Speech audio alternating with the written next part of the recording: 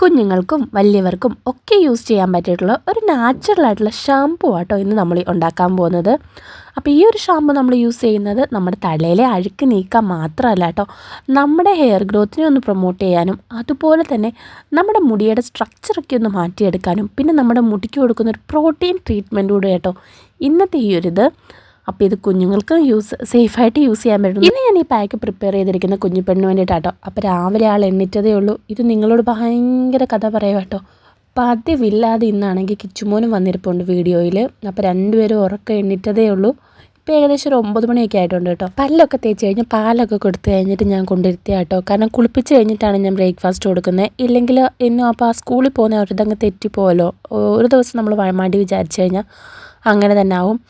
പിന്നെ അത് കഴിഞ്ഞിട്ട് ഇതേ നമ്മൾ ഓയിൽ അപ്ലൈ ചെയ്ത് കൊടുക്കണം കേട്ടോ. കുഞ്ഞുപെണ്ണിൻ്റെ മുടിയിൽ അധികം ചിടക്കില്ല, എന്നാലും ഞാനൊന്ന് ചീവുന്നുണ്ട്.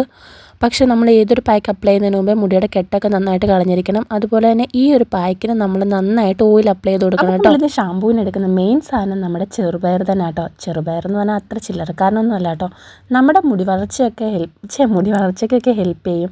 അതുപോലെ തന്നെ നമ്മുടെ മുടിയുടെ ആ ഒരു ഘടനയൊക്കെ ഉണ്ടല്ലോ, അതൊക്കെ ഒന്ന് മെച്ചപ്പെടുത്താനും അതിനകത്താണെങ്കിലുണ്ടല്ലോ ആവശ്യമായ കൊഴുപ്പുകളും ധാതുക്കളും വൈറ്റമിനുകളും എല്ലാം അടക്കിയിട്ടുണ്ട് കേട്ടോ.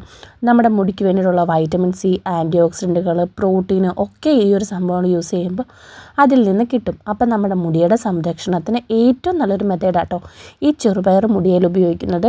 അപ്പോൾ കുഞ്ഞുപെണ്ണിന് ഞാൻ വല്ലപ്പോഴും ഒക്കെ എന്താണെങ്കിലും ഇത് യൂസ് ചെയ്ത് കൊടുക്കാറുണ്ട്.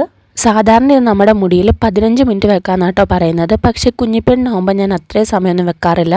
ഇതിങ്ങനെ പുരട്ടി കഴിഞ്ഞിട്ട് അപ്പം തന്നെ കഴുകി കളയാം കേട്ടോ. കാരണം എനിക്ക് തോന്നുന്നു ചെറുപയർ എപ്പോഴും നമ്മുടെ മുടിയെ കൂടുതൽ ഡ്രൈ ആക്കും എന്നാണ് പറഞ്ഞ് കേട്ടേക്കുന്നത്. അപ്പോൾ എന്താണെങ്കിലും വീഡിയോ യൂസ്ഫുള്ളായി തോന്നിയിട്ടുണ്ടെങ്കിൽ ചാനൽ സബ്സ്ക്രൈബ് ചെയ്യാനും സപ്പോർട്ട് ചെയ്യാനും മറന്നു പോകരുത്.